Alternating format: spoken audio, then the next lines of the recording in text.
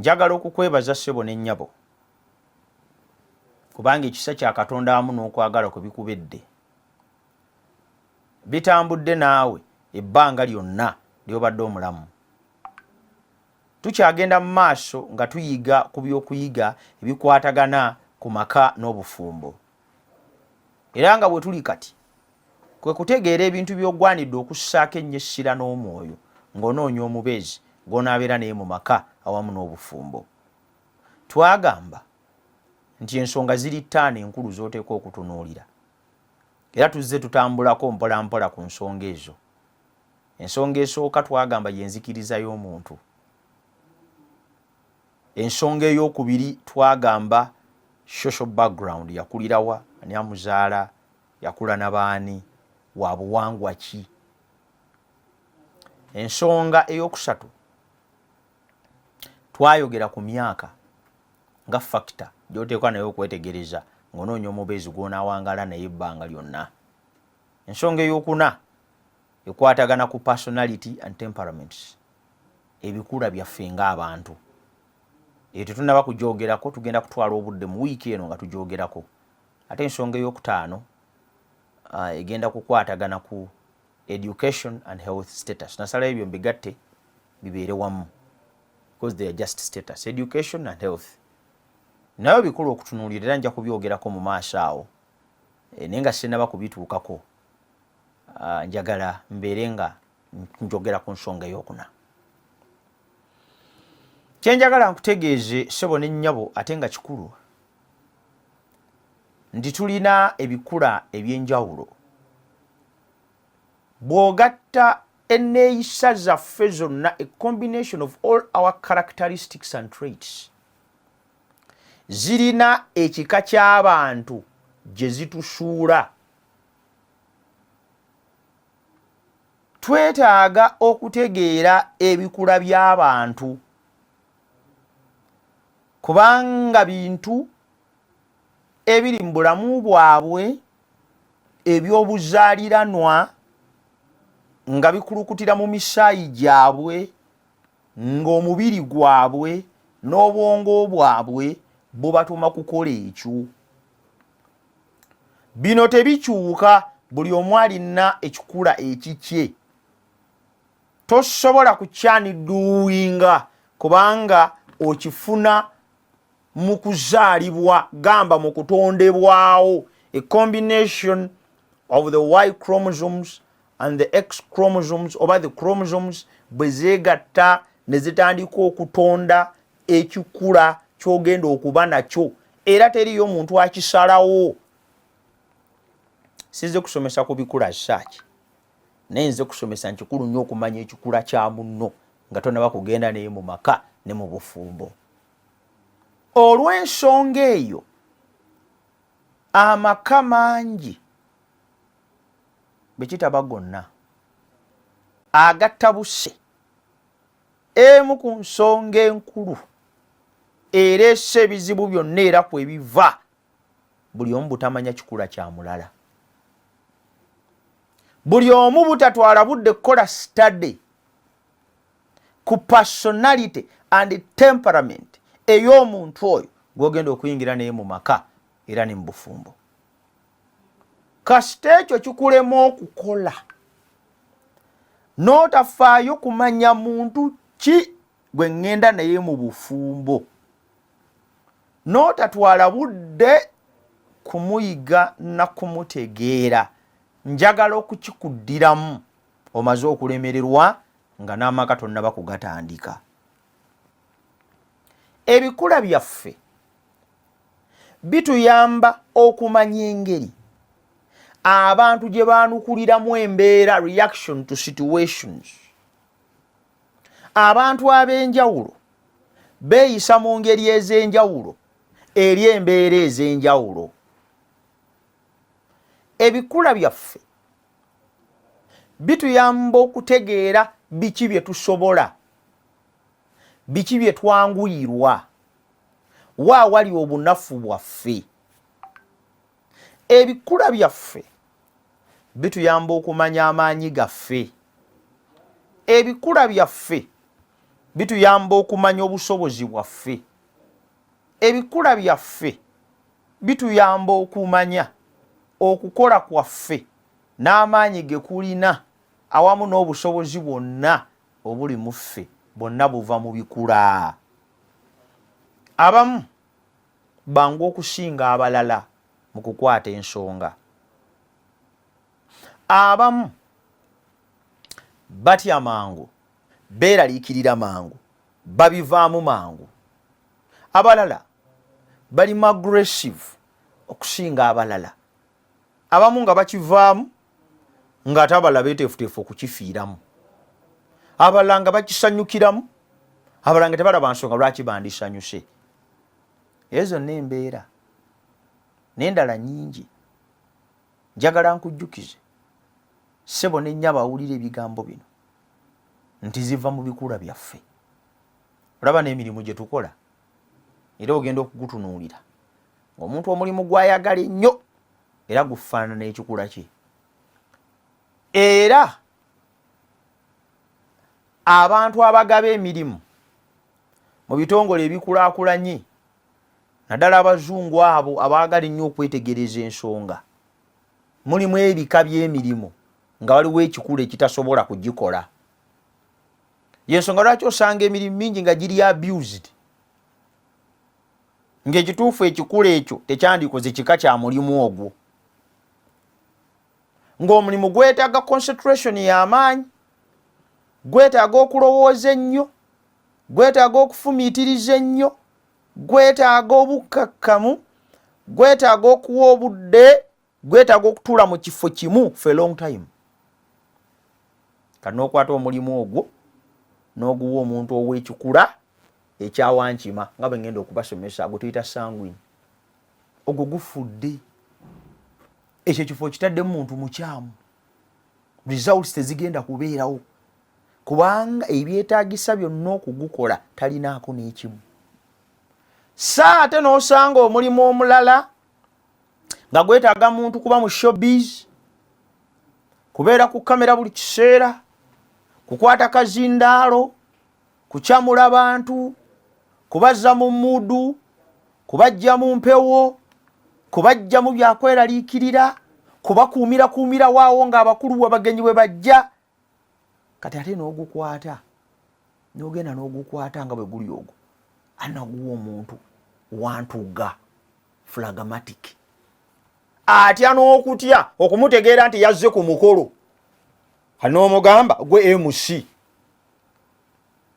Kikyengezaako okugamba buli kikula kirungi, buli kikula kirina amaanyi gaakyo, buli kikula kya mugaso era tukyetaaga kyenkanyi. Wabula buli kikula era kirina obunafu, tubuyita bunafu, era buli we buvaayo mu kikula ekyo kaba kabonero akalaga nti ekikula ekyo kiteereddwa we kitajja. Buli woolaba ng'omuntu weakness ze ez'ekikula kye zivuddeyo, ng'omanya ateereddwa w'atajja, ateereddwa mu condition etali favorable eri kikula kye. Kitegeeza ti singa omukwata n'omuteeka waajja ng'ebyokulabirako bye mbawadde, singa omukwata n'omuteeka waajja ojja kumusanga nga w'amaanyi nnyo, ojja kumusanga nga mukozi nnyo, ojja kumusanga nga muyiiya nnyo, ojja kumusanga nga wa mugaso nnyo. Kifaanana nga radio. Radio ze mulaba zirimu bunatti. N'emmotoka. Nabako emmotoka yange juzi bwe nagitwala awo nga bagikwatakwatamu nga bagisumula wansi naye nga buli basumula waliwo nnatti era nga leeta sipaani ez'enjawulo, leeta waayi naye leeta 14, leeta 10, leeta kanoli. Kati kitegeeza nti mulimu bunnatti obw'enjawulo. Kati buli wamu waliwo natti egendaho n'eryoka esiba emmotoka. Era buli natti bw'eteekebwa weeteekwa okugenda esiba bulungi. Kati omutawaana kwe kuddira natti ezandisibye emipiira ate n'ozireeta ze ziba zisiba ate yingini eno omaliriza eyiika. Tekitegeeza nti natti yenkyamu. tekitegeeza nti yingini yenkyamu. Natti ogitadde weetagenda. Kati kikulu nnyo okutegeera ebikula byaffe. N'otateeka natti weetegenda. N'ogisibisa weeteekwa okusiba.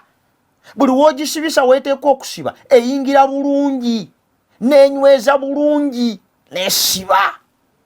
Buli w'ogiteeka weetateekwa oziringitana nayo okuyingira, era emaliriza tenywezezza ng'eseetuse evuddemu.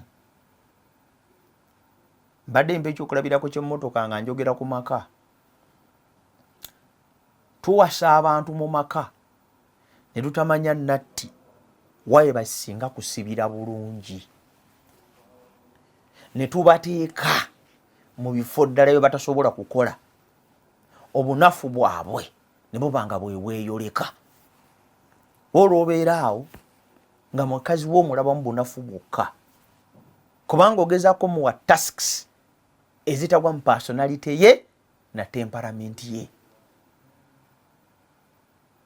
Ebintu by'omuwa si bibye. Musajja gw'osanga ayagala mukazi we adduke agende mu kyalo, alima amayuni aveeyo, agenda alambula ettaka ly'egindi aveeyo, agenda addukanye edduuka mu kibuga. Kati n'osanga omusajja omukazi namukolera edduuka, musuma omukazi otasiima, n'akamukolera bizinensi nnya zonna nga zigwa. Mukazi mubi nnyo. Omukazi si ye mubi, ne bizinensi y'edduuka si ye mbi. Waddira buddizi natti nkyamu n'ogisiiba walala. Mukazi waalina waalina amaanyi, bw'oligategeera ojja kulaba nga wa muwendo. Kiki kyokka bakyala bamufumbiddwa abasajja temumanyi bumanya bikula byabwe. Kati naakola ebintu nga weewuunya, naakola ebintu nga bikutamye, kuba ati wafaayo okutegeera kikula kya munno, kukisitaadinga na kukitegeera bulungi na kukikolako analysis etegeerekeka. You didn't mind, you didn't care, you didn't take it as it is something important. Sanga musajja bw'akyamuka ava ka birthday akwata kalala, ka birthday akwata kalala, temunnazimba, temunnagula kibanja, oba ekibanja kyemwagula kirimu nsiko, naye ka birthday bwe katuuka awo n'asuulawo akakadde. Birthday endala n'etuuka n'asuulawo ekinaana, birthday endala n'etuuka n'agitwala ku beach. Katuwayi omusajja ategeera oba tategeera, ebintu abiraba oba tabiraba. Nze njagala nkujjukize, gwe atamanyi bulungi maanyi ga bbaawo we gali. Amaanyi ga bbaawo gali mu pate, tegali mu kugula mataka. Kaakati ekyo bw'omala okukimanya, kati tandika ggwe okulwana okugula amataka, kuba tagenda gagula. Otandika okusala amagezi, agenda kendeeza ata ku ssente z'asaasaanya ng'akola pate. Bwete akati omanyi pate gye twanditutte ku beach tugikolera wano mu luggya, kiraba tukolera wano mu luggya, ntutimba wano mu luggya, ate n'owanyuma alaba obukadde omusambo obufuuka obubiri obunane bukola ekirala. Kiŋŋamba tomanyi bumanya bbaawo. Waliwo abakazi ababeerawo nga awulira bubi nga bbaawo afunye amampaati. Wali abasajja gwe nalaba kasajja kali katonotono kampimpi bwe kati, naye nga kasiba empale neekwata mu mwoyo bweti, empale tayi nga mpanvu bwete, katambule. Omukazi nga bimutamaala nga ne musumba lengera omusajja kyankola kunze obadde kiraba bannanga kasajja kasibye empale ng'alina engeri gy'asiba omusipi guno akawato n'akamyumyula n'ateeka wala ebisumuluzo. Yalina agasumuluzo aganene oba galinga ga mmotoka, katambula ne katambula ku kkanisa. Kati omukazi n'agamba musumba, laba akasajja kye kankola.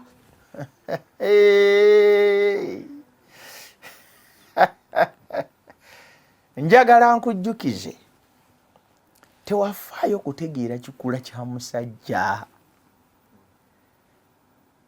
Ekyo ky'otaategeera talina buzibu, era waliyo ate abaagala oyo. Kankujjukize kino, bw'otaatwale mutawaana kutegeera kikula kya muntu gw'ogenda kuyingira naye mu relationship, gye muzimba okuvaamu amaka ojja kuba okoze ensobi nnene nnyo. Ogenda kumalako obulamu bwo bwonna obw'amaka ng'olaba weakness za bbaawo zokka nga tulaba strength dewe ziri. By'omugamba omusajja si bibye. Tetenkanya basajja bonna batetenkanya. Gundi Sebaggala nga atetenkanyiza naawe tetenkanya naawe gendako ku TV. Basumba banno basumba Sebaggala yenga nga kwali ku TV. Gwokola ki? Omusajja gw'oliko si wa bino. Omusajja wo waakulambula baaluganda mu maka gaabwe nakubalimirako mu nnimiro. Ekyo kye kijje. Kati okoze ensobi nnene nnyo okulowooza mbunga Sebaggala bwali mu maaso ga kamera eya TV bone musajja we alina kujja wano okuba omusajja. That is your greatest mistake. Kyokka ate nange munnange mulimu bye sobolera ddala kukola nga ne bw'oŋŋamba nti obitandike ng'ekyo kyo tekiriimu. Kati ebintu byonna obikola kusinziira ku kikula kyo.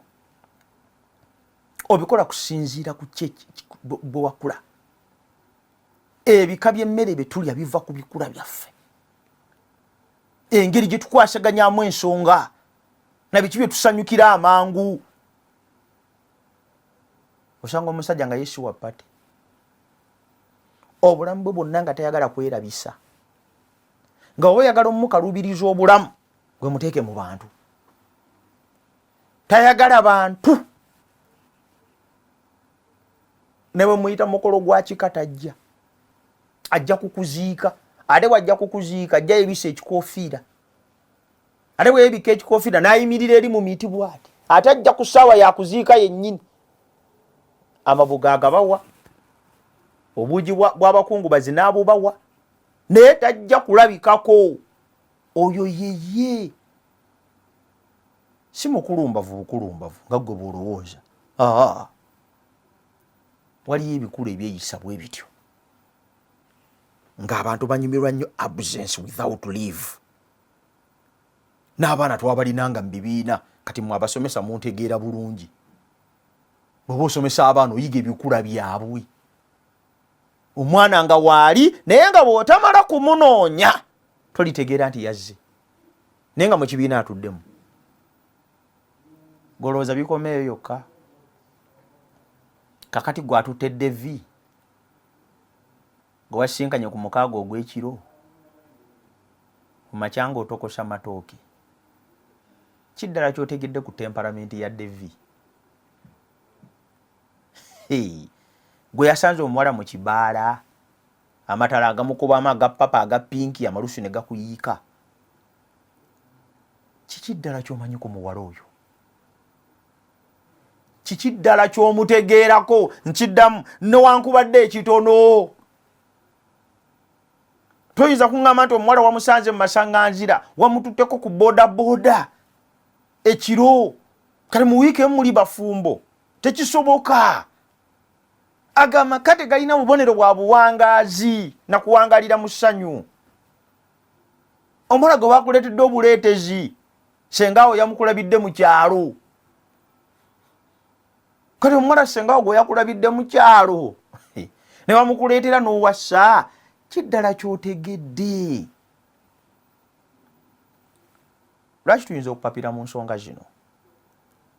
Lwaki tuyinza okuziddukiramu emisinde? Lwaki tuyinza okulowooza nti obudde bugenze nnyo tetutaka kwetegereza nsonga nkulu zino? Mwetegereza ebikula bya bannammwe nga temunnaba kubatwala. Kikuyamba okumanya ekika ky'omukazi ky'otwala olyoke okyetegekere. Sigambye kwetegereza bikula kugoba bantu be mugenda kuba nabo. Omutima gwo gumwagadde era gumusiimye. Naye weetaaga okumutegeera. Oleme kutwala mutwale kye ŋŋamba. Sigambye nti bategeere mbagobe ekyo ekikula kibinye nedda. Naye ŋŋambye nti bw'otegeera ekikula n'okimanya amaka gakuwoomera. Natugenda nti mukyala wange tapapa. Ye mu bulamu bwe temulimu sipiidi yonna. Bw'atandika okufumba emmere ye agifubutuka ku emu agijjulamu enda. Greens zokka, obutungulu bwokka, ennyaanya zokka. kusalaasala ebirungo ssaawa 2 abitegeka mu layini yaabyo. Wanaafumbira alina okwerawo obulungi, si kulwanga emmere gye mulya egwamu ettaka. Kaakati omuceere nga tegwetaaga na kulonda ateekwa okuguddamu okukakasa nti buli mpeke gy'agenda okufumba temulimu mpeke enkyamu n'ebijanjaalo bw'atyo. Kaakati ate bw'aba afumba kimu kimu tagattika bintu, kikulwa nga tebijja bulungi. Ontegedde awo? Ekyo kye tugamba. Kaakati lwaki toyiga mukyala wo nomanya nti kati noono ejja ku 9 kati ne weeteekerateekera okusaba n'okusiiba ng'obudde bukyali. Nakyo si kibi oteekateeka noga nti leero kakati buli Sande gye nsiiba olw'okuba yafumba kati Sande n'ogifuula yakusaba na kusiiba. Nomanya nti osiiba olukka ku 10. Kiraba oba n'obaako n'ebyojja nabyo ku Friday n'oteeka mu firiigi. Kati n'omanya ti breakfast kandi enzito. Nomanya nti wakati kati awo kubawo kisala budde wajjulira ku 10 lye nga nange si yaggayaga n'opalapala nnyo okuwangaala ne mukazi wo. Ekyo kibayita ebikula. Sazi kuvaayo akatiza abantu ba wano munnumize enjala ninga atali musajja wano ninga ataguze emmere ye bannange omwana we wefumbe nga ngenda kubonaabona wano ye bannange nawasizaaki alidde mu wooteri tasinga. Olwo byonoonese. Yiga buyizi kikula kya munno onoonye how to maneuver ojja genda okumaliriza ng'oli successful. Ebigambo bino n'ebirala bingi nkujjukiza nti biri ku YouTube channel yange ya Pastor Sebaggala Ivan Samuel. Gendayo, likinga, subscribe, click notification button. Ne ku YouTube channel ya Hope Channel Uganda. Mulundi ogujja tugenda kutandikira awo. Leero mbadde njogera ku bukulu bw'okumanya ebikula. Kati mulundi ogujja tugenda kutandika okuyiga kikula kimu ku kimu. Wiiki wena agenda okuggwerako nga tongedde okutegeera ddala obukulu bw'okumanya ebikula by'abantu baffe aninga ey'okutambuzaamu obulamu nabo. Nsaba Mukama akuwe nnyo omukisa ku lw'ebigambo ebyo. Kitaffe tukwebaza kubanga tukkiriza okuyiga ebigambo bino binyweze mu bulamu bwaffe. Otuwanirire okuyita mu byo Mukama. Tuwe obuwanguzi ku bwa Yesu Kristo Mukama waffe bwe tusabye. Amiina.